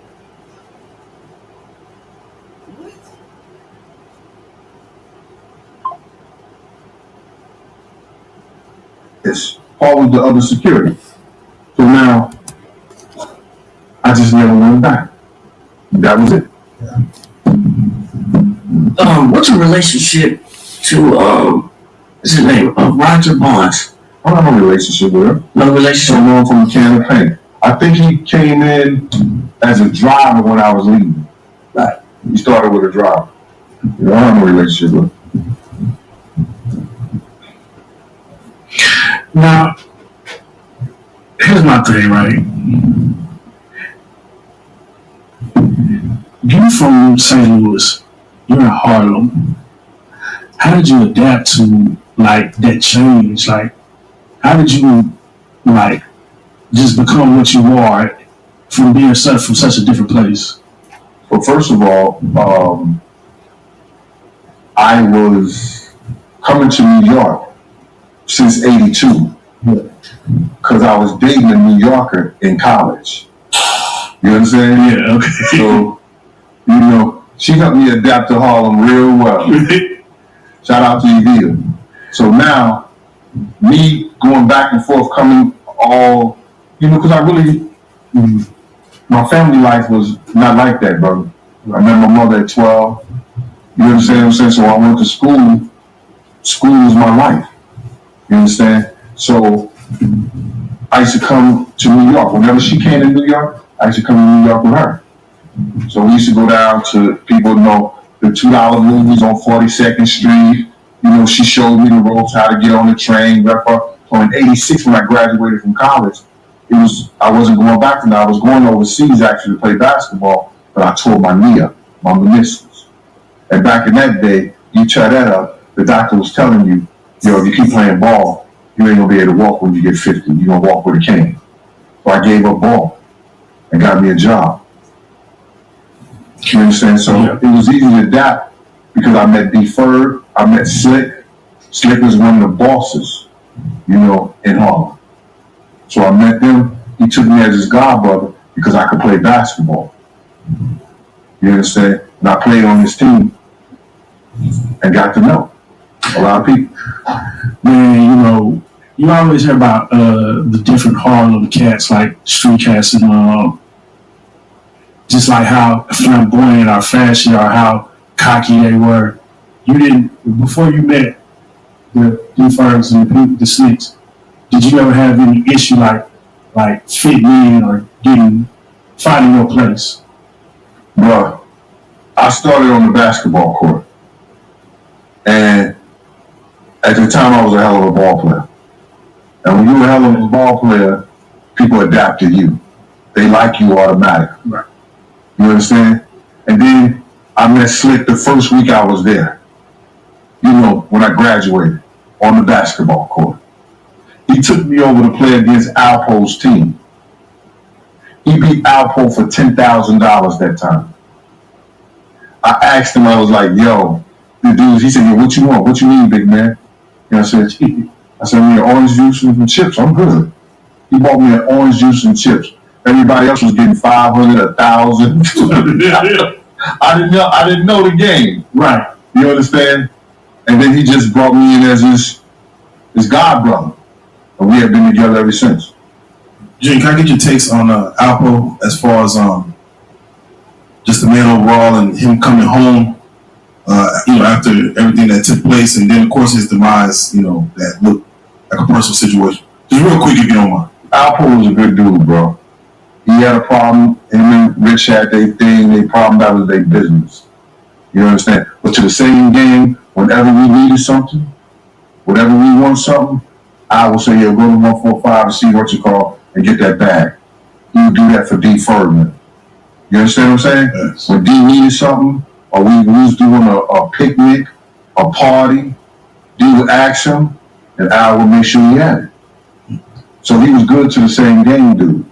You understand what I'm saying? Yeah. And him and Rich problem, that was their situation. I had nothing to do with that. I didn't care too much about that. You understand? That was their thing. But to me, I gotta say how a dude treat me. When Al came home, he pulled me over. We was on 107th and 3rd Avenue in front of a apparel store. He like, yo, Gene, what's up, man? He said, yo. I said, what's up, Al? He said, yo, I want to holler at you. I said, what's up? He said, yo, man, all these niggas talk. I said, Al, you ain't got to explain nothing to me, bro. You your own man. You got to handle your own shit. He said, yeah, I know. You understand? He said, but it's the reason I stopped you, I want to pull you over. He said, Lisa love you, bro. She wants you all to get back cool together. Lisa was perfect, baby mother. I used to bodyguard her. Yeah. You understand? And I said, man, we good, bro, man, but she stiffed me on some money, stuff like that. She said, no, we gonna go to dinner and we gonna straighten all that out. I said, nah, we ain't going to dinner, Al. We good. Like it is, man. We straight, man. We ain't got to straighten nothing out. I got love for Lisa always, man. I knew what she was going through.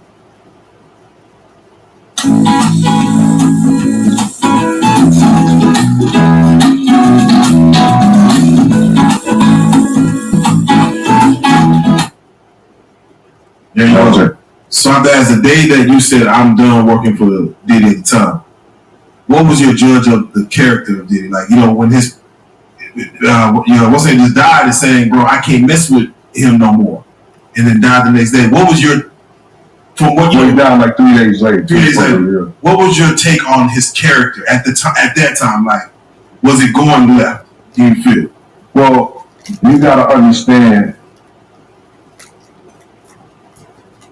Puff is a different dude. You understand? It's the drugs. It's the alcohol. He wasn't that dude back then. Puff wasn't smoking no weed.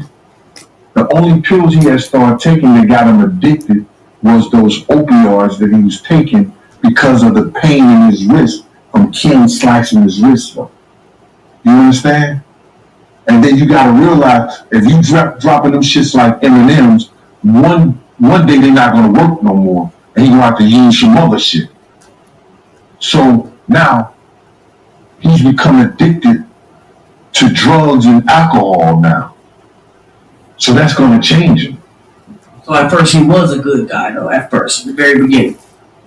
Well, I'm just saying, Puff was Puff. Even the actions that y'all see and the antics and stuff like that, he wasn't like that. He couldn't do that around that Harlem. All that shit came when he moved to Cali, bro. He may have acted a damn fool on television with the making of the band and all that other shit like that. Those were antics. Let me ask you, from what you saw being around other, people, celebrities, whether broke or with money, how much does drugs and alcohol take effect into like that world to where shit just starts going? Bro, they have no control over themselves, bro. Look at some of the greatest artists of all time. Rick James. Cocaine is a hell of a drug. You understand what I'm saying? Once your mind and your body is addicted to something, brother, it changes who you are and what you represent. Now, have you ever had any client that was hard to protect because of the things they ingested, like the drugs and alcohol they ingested? I was a special dude, bro. I didn't just work for everybody. You understand? I worked for Scott Storch. Yeah. I worked for Salt and Pepper a couple of times. Fat Joe. 50 was a part of the crew. So I was with him shortly. When people came in like Nate Dogg, Exhibit, Mac 10, and I'll get a phone call, they're going to be in New York, Gene, I need you to look out for them. I never had anybody that would disrespect what I told them and what I stood for until the night Big died, and that was Puff.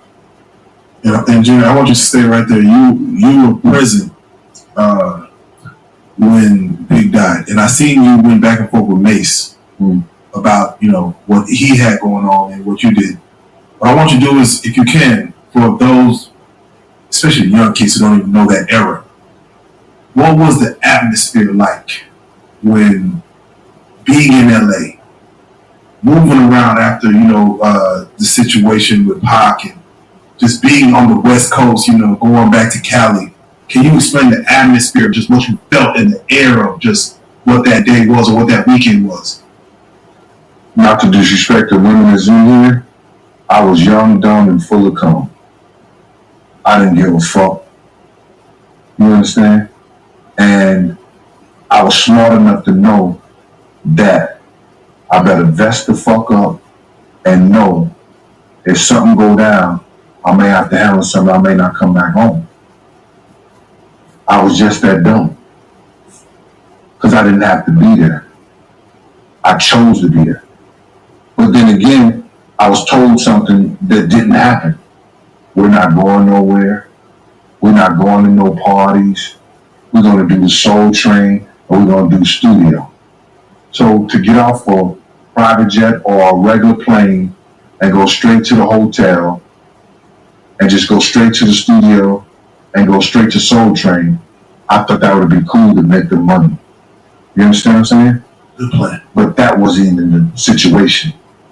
Me and Puff went to a lot of parties and a lot of places that Big them never showed up at. The only time I seen Big him was at the studio and Soul Train. You understand? Yeah.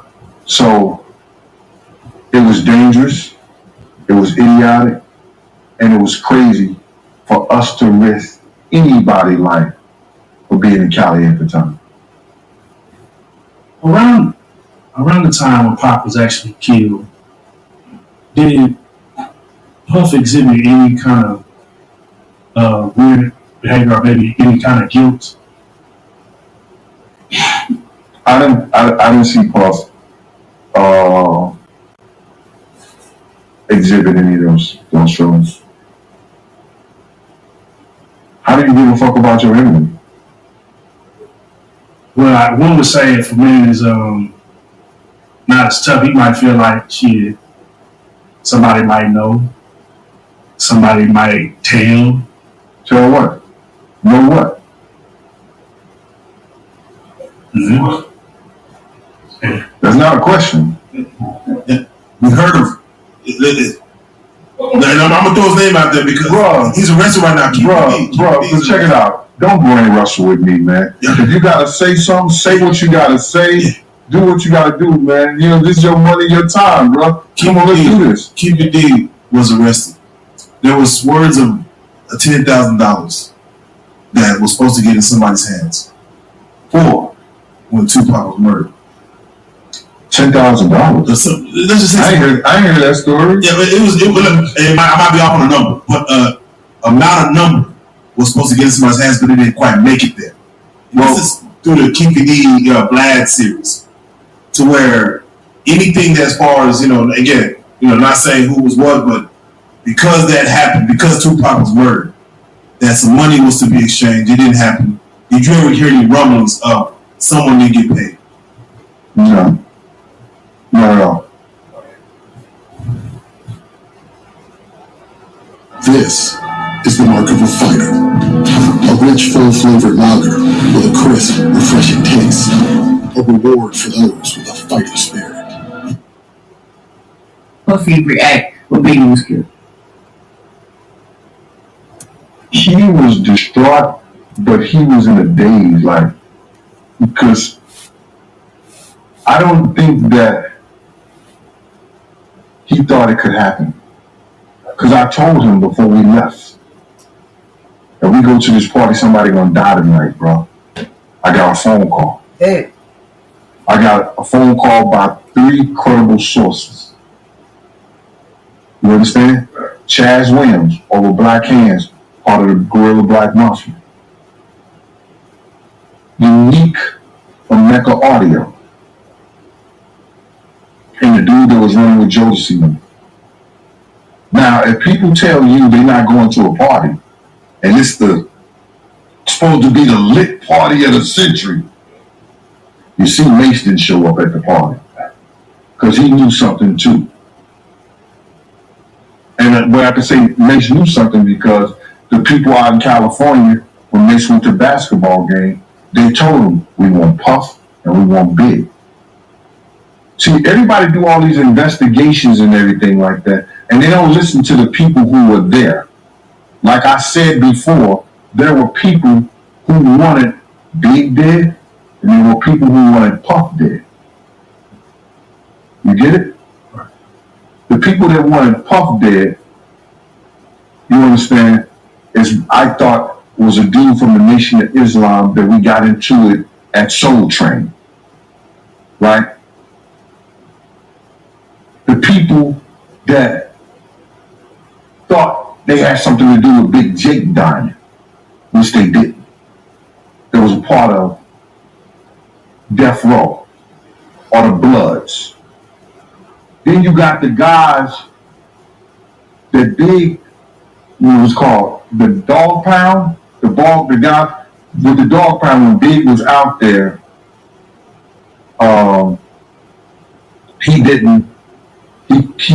He was in New York, and the Dog Pound was in New York doing a video. Yeah.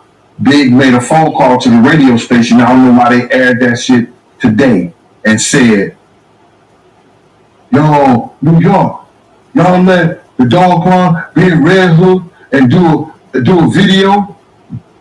So now they want big head. That video should got shot up, bro. The bullets ain't have no names on it. That's a Snoop Dogg video with Right. Dog Pound. Yeah. New York. Right. So you understand what I'm saying? All those people and the people who love Pac, when Pac came up there, they thought Big and them may have had something to do with that or whatever. So that's 5 different factions of people that may wanted somebody dead in Bad Boy. So now you get to this. Puff know what Mace told him. Mace ain't tell Big he had that conversation with Big. But I had a conversation with Big and them about coming around anywhere we go. Don't come to no parties, don't come nowhere. Because it's like that. And just because I don't know the full story, but Mace said he was with Brandy, the singer, or is this Brandy somebody else? Mace said he was with Brandy, the singer. I was in the hotel room with Mace, with Brandy. Brandy, yeah. Okay. So if you was in the hotel room with Brandy, why did you make the statement, Brandy called me trying to get me to go to the party? So was she next door to you? She was next to you, y'all, both on y'all cell phones and shit? And he said, yo, Mace, we ought to go to the party. He said, Brandy, I'm not going to the party. If you with her, you gotta watch what people say. I'm not saying he wasn't with Brandy at some time, but was he with Brandy after Big got killed or before Big got killed? And this is the biggest party in the industry, the Vibe party, such the Soul Train after party. Someone says Diddy set up Biggie to get killed. What do you say to that? I actually thought that he put Big in a situation and thought that the individuals who was going to come to do something to Big would have did something or tried to do something to Big. I don't believe, I'm trying not to believe that he had anything to do with Big's death. I think that the people who was trying to kill Puff killed Big.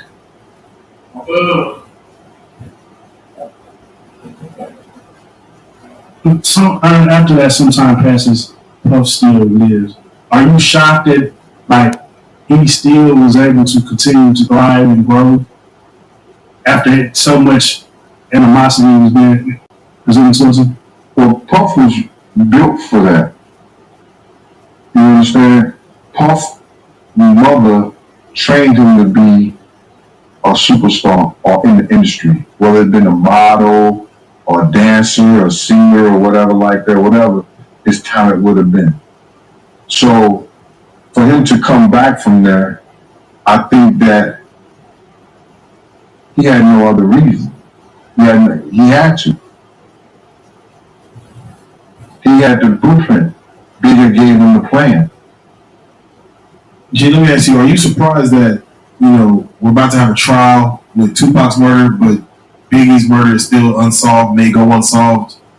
Are you surprised with it? No, I'm not surprised because the LAPD has suppressed all the evidence and they know who killed Big already, brother.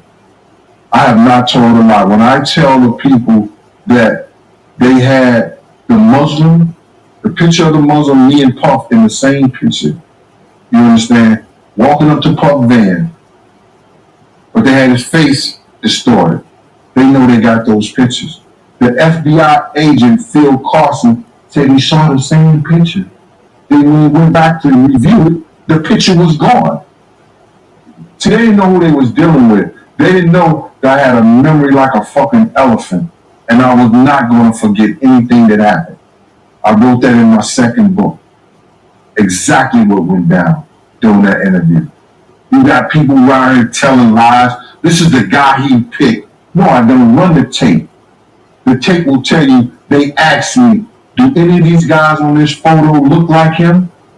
And I said, nah. He said, anybody look close like the guy, something like that on this photo? I said, he looks something like him. but it's not him. That's what I said. Anytime you do a lineup and you point somebody out, what do the cops make you do? They make you initial it or sign into the picture that you said that. They see the circle say, this is the one he picked. No, it didn't.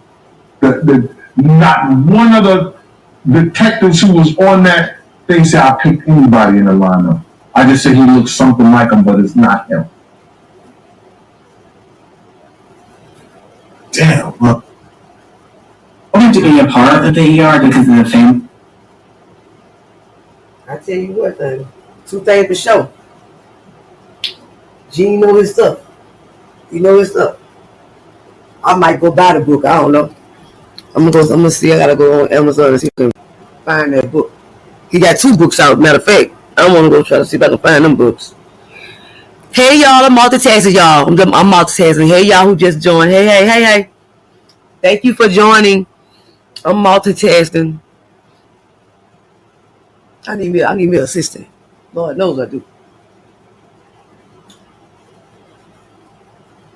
You know, it's crazy because, you know, documentaries come out. I know police have spoken. It's one of those things to where we might get some, you know, I don't want to say closure, but with KPD coming up, you know, that might open up light to Tupac.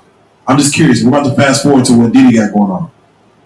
Gene, you started talking about, let's say, a few years ago, about just your life in the industry. Are you concerned about the feds wanting to come sit down and talk to you about, hey, we need you as a character witness about some situation that may have happened back, you know, during your heyday? Some situation back during my heyday. They want to talk to you about things you have to be more specific than you are, sir. Let's get to it. The feds want to ask you certain questions about what you may have seen, and they want you as a character witness to speak on and testify against Diddy.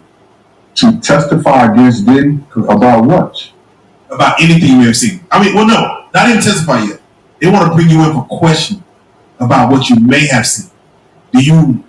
Is that what I can say to you, sir, is that being an officer myself, they don't bring you in to question you about what you may have seen.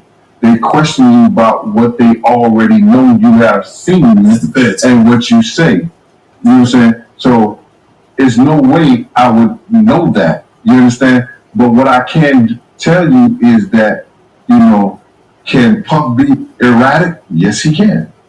You've seen that. Can he be, does he have a monstrous behavior sometimes? Yes, he has. You've seen that. You understand? Can he be threatening and abusive? Yes, he can. You've seen that. So, bro, I went on MTV in 99. VH1 in 2001, 2011. Everything that y'all just now hearing, I've been told it to them. I've been said it. They got tapes, and they could go back and say, well, he didn't say that, he didn't. They got 5 hours. Y'all getting an hour. They got 5 hours, brother. Do you understand what I'm saying? Both of those places, VH1 and MTV. I was in the Silhouette because I was working still as an officer. And I didn't want to lose my job. When Miss Wallace brought me over, Puff told her, I didn't know Gene Deal. I told Miss Wallace everything. Till she was crying and told me to be quiet. She didn't want to hear no more. About the night her son died and what was going down. And what I told Puff and what I said to Big, the whole 9 yards. How I pulled him out the car, all that.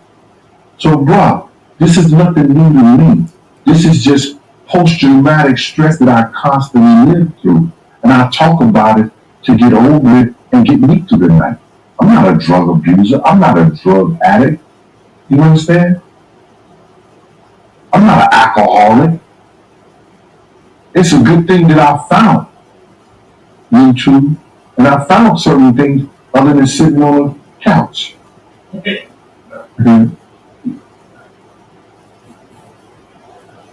So it's public knowledge that multiple women have come out with accusations against Diddy, whether it be physical abuse, sexual abuse, however.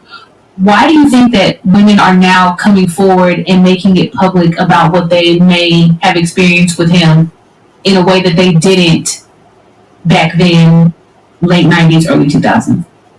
I don't believe that. I believe that women have been coming out, but nobody was listening. You understand? Nobody wanted to hear it. Did you hear that guy banned from what you call that show? Was on TMZ? He said somebody told him the story about Gina years ago, but he didn't want to hear it, and he wasn't going to take it to TMZ because they was in partnership, or Diddy was in power. So he wasn't going to bring it up. Yo, you know how many girls have came to me about other artists? Women have always been telling me stories and wanted somebody to talk to or somebody to do something about it, but nobody would do it. No, the police wouldn't take it. You understand? Lawyers wouldn't take it. Now lawyers see a paycheck. They taking it.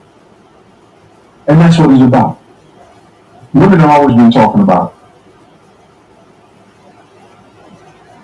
From a perspective of someone who has been in law enforcement, as well as someone who has participated in bodyguarding or protecting celebrities,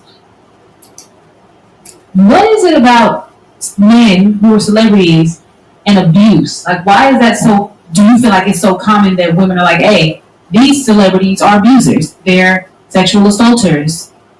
Why is there such a connection with that in such abundance, do you feel? If I were to speak on a personal level, which I can only say on a personal level, it has to do with money. Wow. Really? You understand? We know everything got to do with money most of the time. If you know, those people learn from a different aspect. Exactly. They learn on money, yeah, power, and respect. Yep. They got that money. So now you got power, they had power, and they should have respect. Uh-huh. But we learned, if you learn from where I came from, and if you're from any hood in America, you got to get the respect first, which give you the power, and somehow you make money. You understand? They got an ass backwards. So they see through a different window. I've seen guys, let me just say, all these guys that y'all see as superstars, they used to beg to jump in the picture. From your Jay-Z, you understand? From your Mace, your camera, they used to jump to be in the picture with everybody. And now they be like, they don't want to be in the picture. They don't want to be seen. You should have them at the door, begging to get in. Now, they send their PAs, they send their publicists, yo, make sure I just walk in. I ain't waiting on no line. That money does a lot of strange things. You ever heard of things? You'll do a little strange for a little change? Right. That's how they go. Being the background of law enforcement, right? Right. Is Diddy going to jail? I think that the easiest thing to do is to get somebody on some money laundering. Did he have over 18 companies that he was dealing with? He put every business in his children's name or his mother's name. I don't think any of those businesses are straight into his name. So there's got to be some shadiness going on somewhere. The government wouldn't ask for all the IRS papers. You understand? All the tax papers for the last 3 years of any of his companies if they didn't think something was going on. You understand? So if he doesn't go for any of the assaults or something like that, I don't know. It may be some.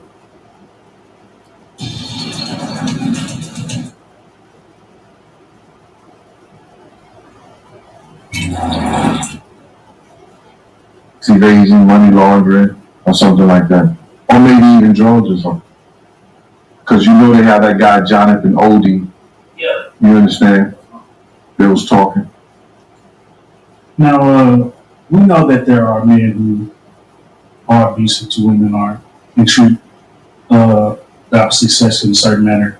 But we do know there's a lot of men who look for that quick payday. We got the groupies, they're trying to get the baby, or they're trying to find a way to connect with the artist. Do you think there's a larger percentage of women who are just crying wolf, or do you think more of it is genuine? I didn't look at it in that perspective. I look at it as that whatever they can prove, you understand, is what they're going to go after. You had a young lady said, this man beat me till I lost my baby, punched me in my head, kicked me in the stomach. And nobody believed her. Gina. She got on Tasha K saying the whole story, and nobody believed her.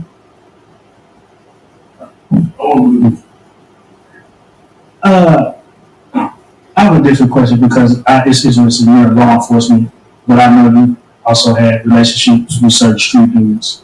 When you're dealing with personalities like that, is there such thing as a good street dude or a bad street dude, or do you view them as the same kind of?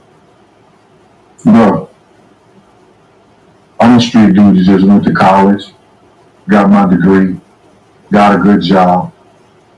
You understand? Right. I could tell you that the light pole was my lamp, and the curb was my pillow. But that don't mean I have to do what people who make their living in the street do. Right. And you have individuals that sit here and have a conversation with you and have fun and joy, and then they'll leave somebody's head on the stoop. You got dudes that'll make that money and hustle hard like he was a 9 to 5, working 12 hours a day, and blow that $50,000 on a chain or ring, a car, or throwing it up at the strippers. Your character has more to do with how you was raised, who you respect. You understand? Yeah. So, you say street dudes? I met doctors that were street dudes. I met lawyers that were street dudes. Now, you're a pretty big guy. You probably could have had your way in the streets. Probably could have made a lot of street money. What made you decide law enforcement, and what made you go there? Well, I was an investigator for child abuse. Right. I worked in the schools before I first came out. I worked with the youth, and I'd rather have a slow nickel than a fast dollar any day. Amen. Nothing wrong with a slow nickel build communities. A slow nickel keep you home with your girl. I know that's a slow right. nickel, you understand, gives you situations like you have right now. No, it's man. You said so right there.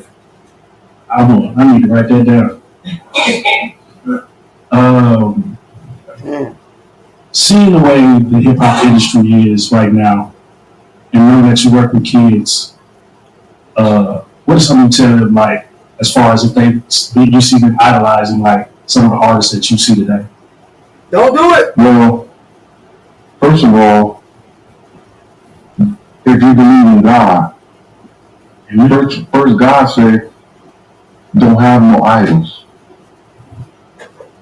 No false idols. And when he said that, when you look at those people that you think Are somebody? Are they all that? They're just regular people with a little bit more money. Me and Puff used to get into arguments. You broke ass cop. I said, broke ass cop. I said, you got a ring, I got a ring. You got a watch, I got a watch. You got a chain, I got a chain. You got a car, I got a car. You ain't got nothing I don't have, brother. You know what I'm saying? It might be different values, but you don't have nothing I don't have. I ask the kids, love the things that you have, not that you want. Wow. When you look at things and you start idolizing things that you want, you put it in perspective. Okay, y'all, I gotta go. I'm gonna be back on here in about 2 more hours. Cause like I said, I be multitasking all the time. But thank y'all for hanging out with me. Come back, y'all get notified. Come back and hang out. I got some other stuff going on. Okay, y'all. Peace, love, and prosperity, y'all.